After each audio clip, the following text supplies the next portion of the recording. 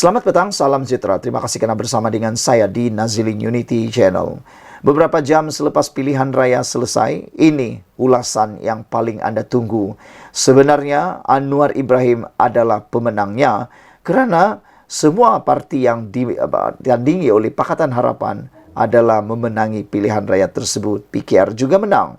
Namun Anwar dalam ulasan ini, Anwar sebenarnya lulus atau tahniah kita ucapkan kepada Anwar Ibrahim kerana Anwar lulus referendum rakyat, tapi Zahid Hamidi tewas.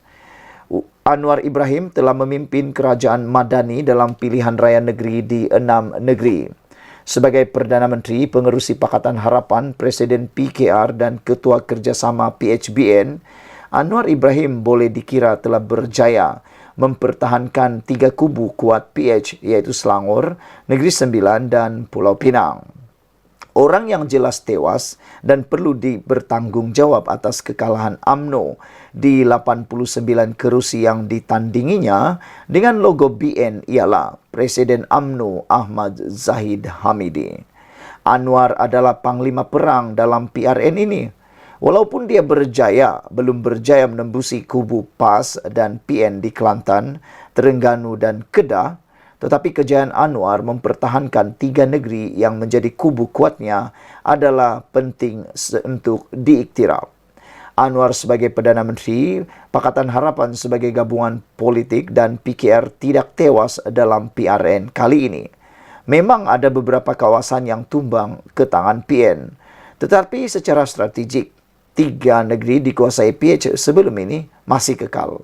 Ada hikmahnya keputusan PRN ini untuk disemak, dikaji dan diteliti oleh Anwar Ibrahim, Pakatan Harapan dan PKR sebelum menghadapi pilihan raya negeri atau pilihan raya seluruh negara yang lebih besar, yaitu PRU 16. Perkara paling penting untuk Anwar membuat persiapan menjelang PRU akan datang ialah untuk mendapatkan semula sokongan orang Melayu Islam yang jelas banyak berpindah kepada PN dalam PRN ini. Jika dilihat, kempen dan propaganda PN dalam PRN yang baru berlaku ini, seolah-olah PHBN akan tewas teruk dan 3 negeri iaitu Selangor, Negeri Sembilan dan Pulau Pinang akan dikuasai mereka.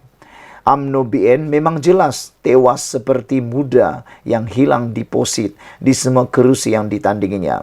Tetapi ini tidak berlaku kepada PKR dan PH. PKR dan PH tetap menjadi pilihan rakyat Malaysia untuk membina harapan bagi generasi akan datang. Anwar kini semakin berpengalaman, semakin berwawasan dan akan sedia bermuhasabah diri setelah melalui PRN yang amat sengit dan cukup mencabar. Dia perlu terus diberi peluang untuk memikul tugas sejarahnya demi selamatkan negara berbilang bangsa, berbilang agama, berbilang tamadun ini dari diruntuhkan oleh pemimpin-pemimpin politik berfahaman ekstremis kanan dan sekretarian yang berada dalam Perikatan Nasional. Ditulis oleh Hassan Abdul Karim, ahli Parlimen Pasir Gudang daripada PKR. Secara pribadi, saya amat meminati tulisan Hassan Abdul Karim ini kerana beliau antara pemimpin PKR yang amat lantang sekali. Beliau tidak memilih. Siapapun yang mahu dikritik oleh beliau akan dikritik.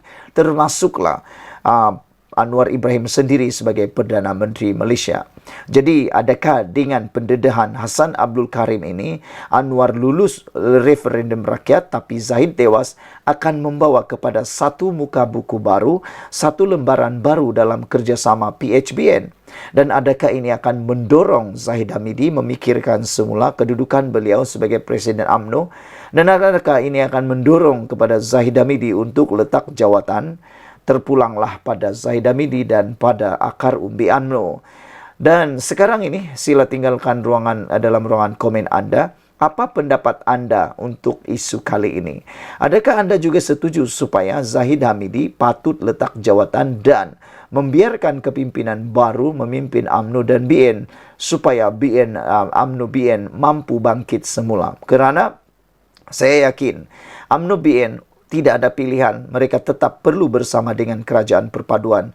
Mereka tidak boleh meninggalkan kerajaan perpaduan meskipun presiden mereka ditukar. Sekian dulu untuk kali ini. Jangan lupa tinggalkan komen Anda, tekan butang subscribe. Bye-bye. Selamat malam, salam sejahtera. Terima kasih kerana bersama dengan saya di Nazilin Unity Channel.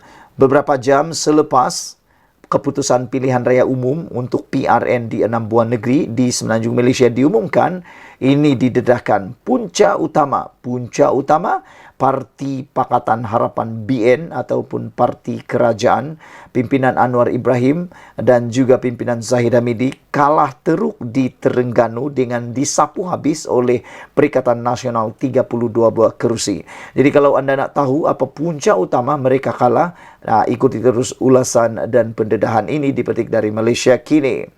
Menurut Raja Bahrain, beliau mengatakan bahawa punca utama kekalahan PHBN di Terengganu ialah kerana wujudnya sikap abang besar. Apa maksud sikap abang besar ini? Biasanya sikap abang besar ini ialah sikap di mana ada yang mendominasikan sesuatu pemilihan maupun keputusan. Sikap abang besar dikatakan menjadi antara punca utama gabungan PHBN kalah teruk pada pilihan raya negeri Terengganu. Pengerusi PH Negeri Raja Bahrain Shah berkata, walaupun Terengganu menjadi kubu kuat PAS, namun PHBN boleh menang beberapa kerusi dari 32 kerusi Dewan Undangan Negeri sekiranya ada strategi dan perancangan yang betul. Untuk mencapai strategi yang baik, perlu diketepikan sikap dominasi abang besar, Big Brother dan bersikap terbuka menerima kelebihan tertentu rakan yang dianggap agak baru dan tidak begitu besar, katanya pada satu kenyataan hari ini. Raja Bahrain memberikan perumpamaan keadaan itu ibarat sebuah hospital besar yang ramai doktornya tetapi tidak semestinya pakar terbaik untuk merawat penyakit tertentu yang memerlukan kepakaran khusus yang dimiliki oleh sebuah pusat perubatan kecil yang kebetulan mempunyai pakar penyakit berkenan. Siapakah parti yang dikatakan oleh Raja Bahrain ini? Adakah ianya sebenarnya merujuk kepada Parti Amanah yang merupakan yang boleh dikategorikan sebagai parti kecil? Adakah itu yang patutnya dilakukan di Terengganu?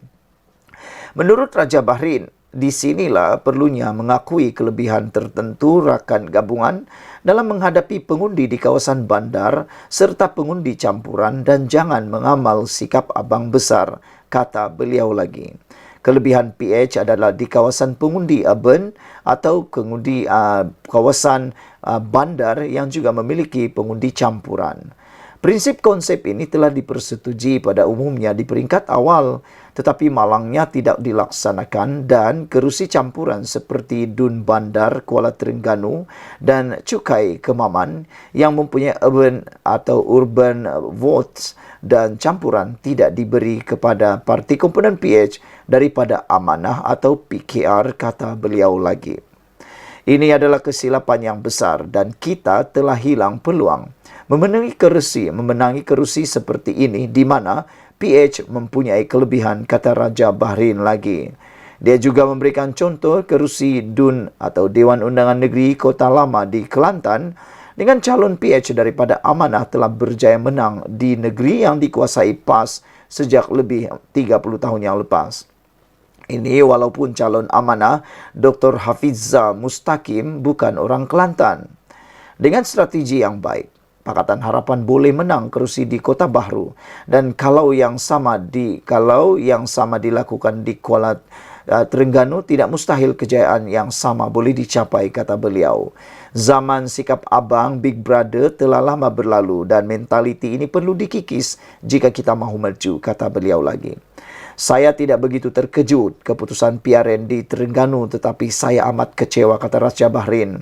Sikap lebih inklusif, menghormati sesama kita dan bukan sikap abang besar perlu diwujudkan dalam gabungan BNPH di negeri Terengganu, kata Raja Bahrain lagi. Pada pilihan raya negeri yang berakhir semalam, PN menyapu bersih ke semua 32 kerusi Dewan Undangan Negeri di Terengganu.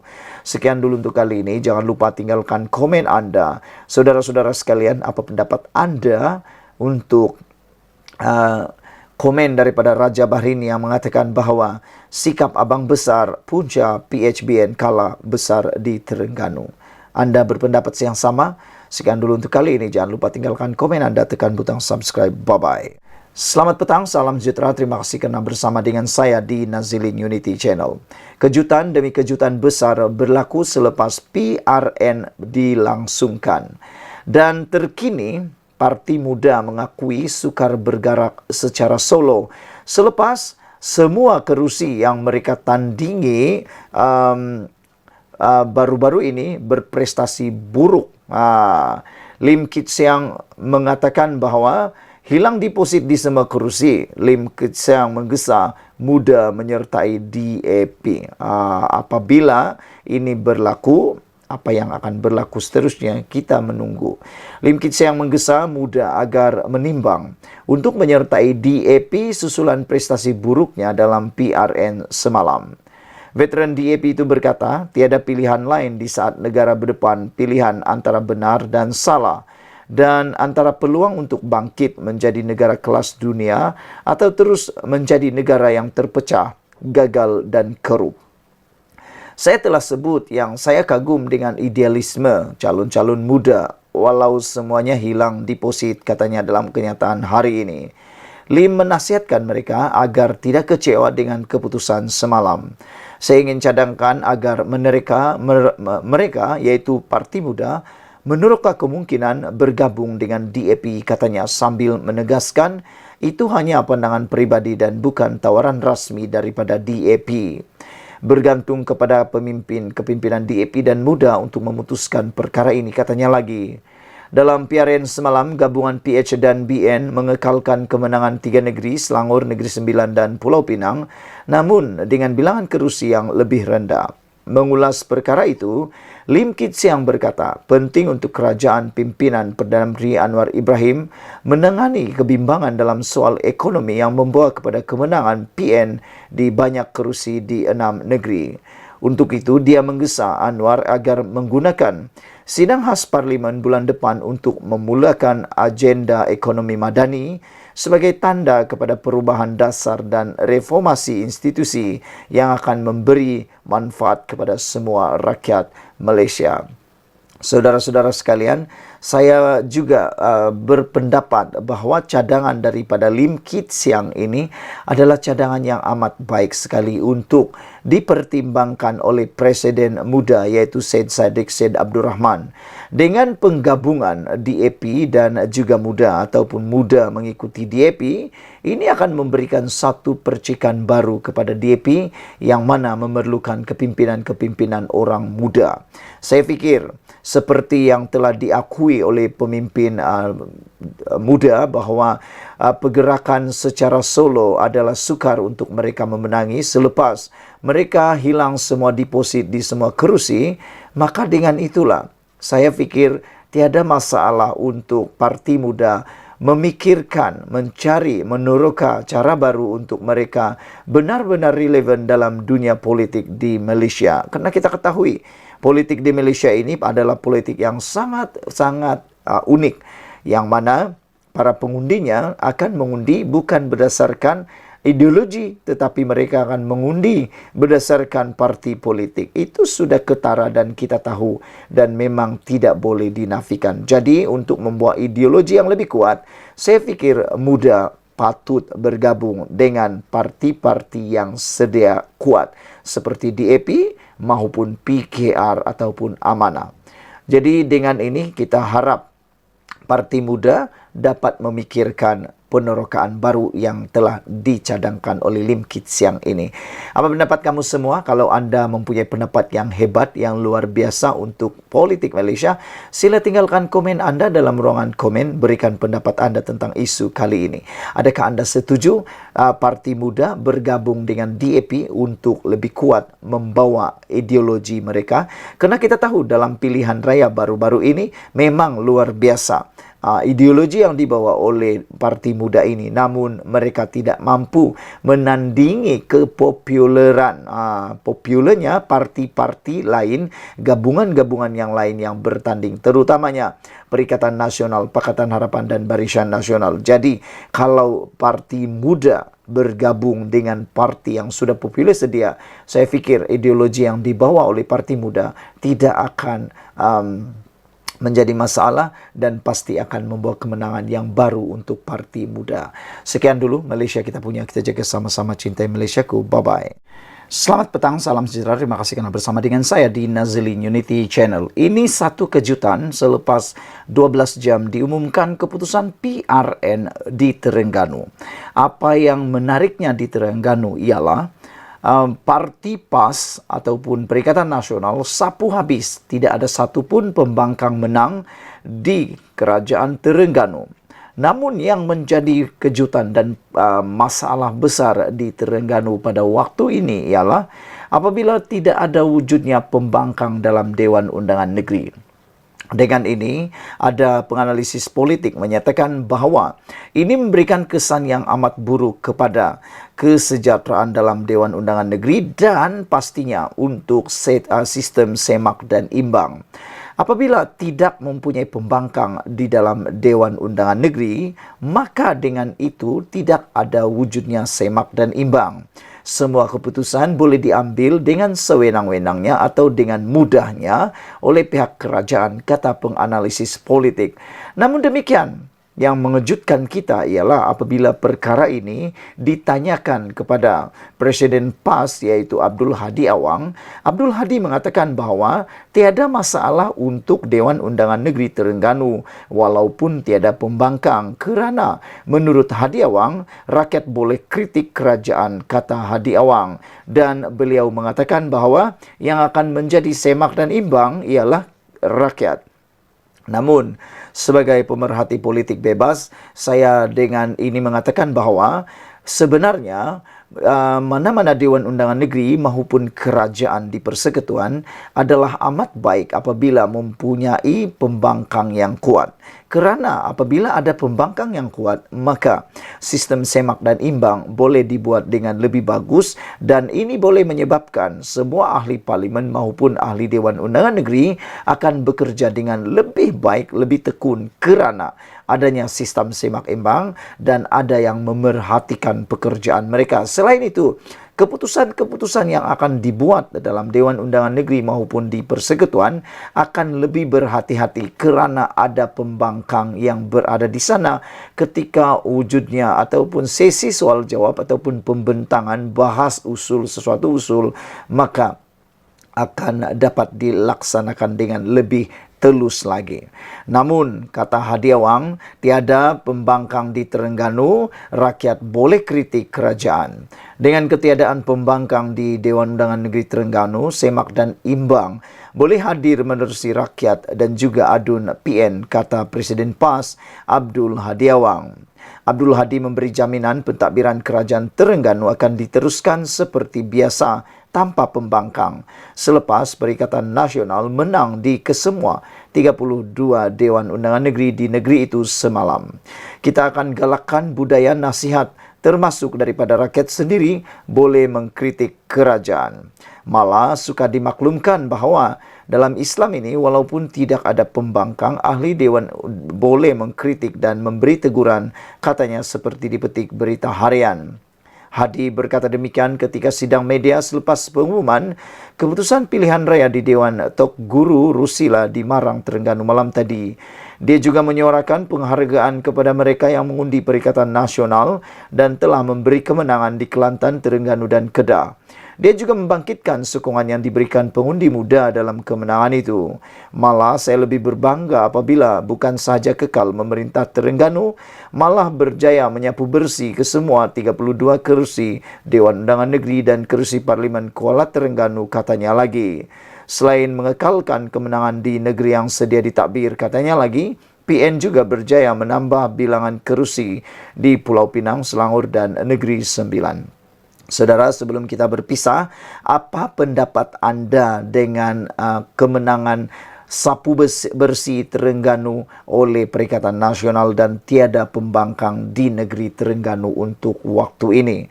Adakah itu ialah perkara yang baik atau itu akan membawa perkara yang kurang baik memandangkan ketiadaan semak dan imbang di Dewan Undangan Negeri Terengganu? Tapi menurut Hadi Awang, ia tiada masalah kerana rakyat boleh menjadi semak dan imbang dan menerusi rakyat. Dan Hadi Awang juga mengatakan bahawa beliau suka dimaklumkan bahawa dalam Islam ini walaupun tidak pembangkang, ahli dewan boleh mengkritik dan memberi teguran. Sekian dulu Malaysia kita punya, kita juga sama-sama cintai Malaysiaku. Bye-bye. Selamat petang, salam sejahtera. Terima kasih kerana bersama dengan saya di Nazilin Unity Channel. Saudara-saudara sekalian, sebelum saya teruskan konten kali ini, anda dilarang senyum, dilarang ketawa, dilarang tersenge-senge ataupun dilarang untuk terbahak-bahak. Walaupun saya tersenyum sendirian. Kerana konten kali ini memang lucu tapi benar. Benar tapi benar. Pelik tapi benar. Manakan tidak pelik? Bayangkan. Perikatan Nasional yang tidak menang 6-0, seri 3 sama, pun buat dakwaan rakyat kononnya tolak Anwar dan Zahid. Anda pernah dengarkah main bola sepak 3 sama ataupun macam mana nak cara? Seri 3 sama, tapi tiba-tiba rakan anda, lawan anda kata dia ada menang. Tak pernah dengar kan? Kalau anda pernah dengar, itulah yang paling lucu sekali di muka bumi. Tapi itu belum lucu lagi. Yang lebih lucu lagi ialah dulu dalam PRU 15, anda pasti masih ingat lagi. Waktu itu Perikatan Nasional hanya dapat 73 kerusi parlimen. Tapi apa mereka kata? Tunggu, dah nak angkat sumpah, kata Hadi. Mereka kata dah cukup jumlah untuk tubuh kerajaan. Walaupun pada waktu itu hanya ada 73 kerusi parlimen. Bukankah itu sesuatu yang lucu? Kali ini biasalah, sejarah berulang lagi. Ulangan sekali lagi kelucuan dan lawak jenaka itu. Apabila kali ini Perikatan Nasional yang hanya menang di 3 buah negeri pula mengatakan bahawa ia ialah referendum rakyat minta Datuk Seri Anwar Ibrahim dan Datuk Seri Zahid Hamidi berundur. Itulah yang paling lucu. Mereka hanya menang 3 kerusi. Pakatan Harapan menang 3 kerusi, tapi kononnya mereka ditolak oleh rakyat. Padahal sebelum ini memang kerusi itu ataupun kerajaan itu dimenangi oleh atau dikuasai oleh Parti Perikatan Nasional dan Pakatan Harapan. Jadi di mana celahnya Anwar Ibrahim kononnya ditolak? Biasalah kan. Dulu 73 kerusi parlimen pun mereka kata sudah cukup jumlah untuk bentuk kerajaan. Kali ini seri 3 sama pun mereka kata juga mereka adalah yang dipilih oleh rakyat. Sebenarnya ia bukan kemenangan 6-0 atau kemenangan 100%. Ia seperti diramalkan keputusan status quo. Di Kelantan dan Kedah sendiri, iaitu kubu kuat PN, menolak mereka di negeri tersebut apabila menang 2 atau 1 kerusi DUN. Analoginya dalam apa jua perlawanan, contohnya bola sepak. Walaupun pasukan itu menguasai permainan 90 menit, tetapi kalau tewas 1-0, ia tetap namanya tewas. Betulkah tidak? Betulkah kan? Walaupun pihak lawan menguasai perlawanan 90 menit, menyerang habis-habisan, tapi kedudukannya tetap 3 sama, perlawanan itu tetap disebut apa? Seri, bukan menang, bosku. Walaupun mereka menguasai 90 menit perlawanan, separuh padangkah, tapi kalau jaringan tetap seri 3 sama, itu tetap diberi nama seri. Jadi janganlah macam-macam menuntut kononnya dialah paling jago, dialah pemenang. Begitulah juga dengan keputusan semalam. Seri tetap seri. Kita tidak akan lihat Azmin Ali yang angkat sumpah di negeri itu, di Selangor. Minta maaflah Azmin. Azmin kini hanya akan jadi orang biasa, DUN biasa di DUN Selangor. Ahli Dewan Undangan Negeri biasa di DUN Selangor, dan silap sikit nanti akan jadi pula bahan di Dewan Undangan Negeri nanti. Muhyiddin sebenarnya sangat terdesak dengan kes mahkamahnya. Jika kerajaan ini kekal dan jika dia dapati bersalah, pastinya Muhyiddin meringkuk dalam penjara. Disebabkan itu Muhyiddin dilihat terdesak untuk menjatuhkan kerajaan ini. Rakan saya dari UMNO memberitahu dia tidak menolak berlaku sabotaj dari undi partinya kali ini. Contohnya, undi PH di Dun Hulu Kelang meningkat, tetapi menjadi persoalan, kemanakah undi BN sebanyak 10.000? Betul atau tidak? Dalam PRU atau PRN sebelum ini, BN dapat 10.000 di Hulu Kelang. Tapi kali ini, di mana undi BN itu? Kemana mereka? Pastilah mereka pergi kepada Azmin Ali. Jadi itulah sabotaj BN, pengundi terhadap BN. Adakah mereka mengundi PH atau mengundi PN apabila undi PAS meningkat 18.000 undi?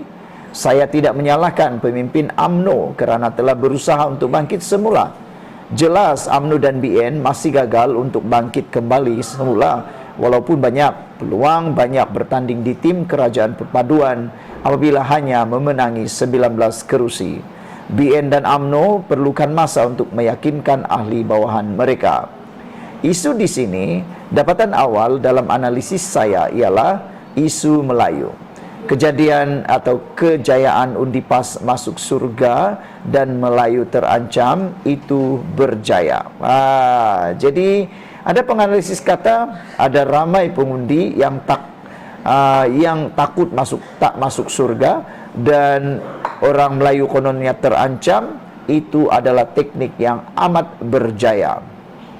Kebencian orang Melayu kepada kaum Cina dapat dilihat apabila Dominic Lau yang merupakan presiden gerakan sendiri dihalau dalam satu ceramah kempen Perikatan Nasional. Rasuah surga yang dicanangkan oleh pemimpin mereka itu benar-benar membuat orang Melayu terhayal dengan khayalan tersebut. Saya tidak dinafikan ada 3 faktor utama jumlah undian PHBN mengecewakan. Faktor DAP dan Zahid yang terus dimomokkan membuat ramai takut untuk mengundi merah biru dalam kalangan orang-orang Melayu. Muhyiddin tahu hanya satu cara untuk mereka berjaya sekali lagi seperti langkah Sheraton. Caranya menjatuhkan Zahid. Disebabkan itu mereka menggunakan bekas-bekas pemimpin UMNO untuk melemahkan UMNO yang sememangnya lemah dari dalam dan luar. Bila UMNO dilihat lemah, Muhyiddin mahu ahli-ahli UMNO menghantar referendum kepada Zahid. Tapi malangnya, ramai ahli UMNO tidak faham muslihat ini, hingga mereka sebenarnya sedang membunuh partinya sendiri. Kenapa Muhyiddin begitu ambil berat tentang permasalahan UMNO? Kononnya parti keramat ini lemah kerana Zahid. Sedangkan jika UMNO bersama mereka, pastinya kerusi UMNO hanya tinggal berapa kerat sahaja, kerana ia sudah dimonopoli Bersatu dan PAS. Sepatutnya ahli-ahli UMNO bangkit semula bersama Zahid apabila diberi peluang menjadi sebahagian daripada kerajaan. Adalah kesilapan terbesar ahli UMNO jika mereka termakan hasutan Perikatan Nasional.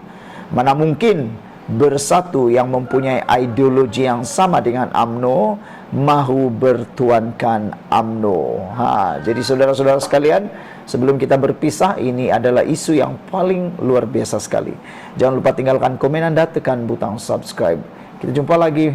Bye-bye.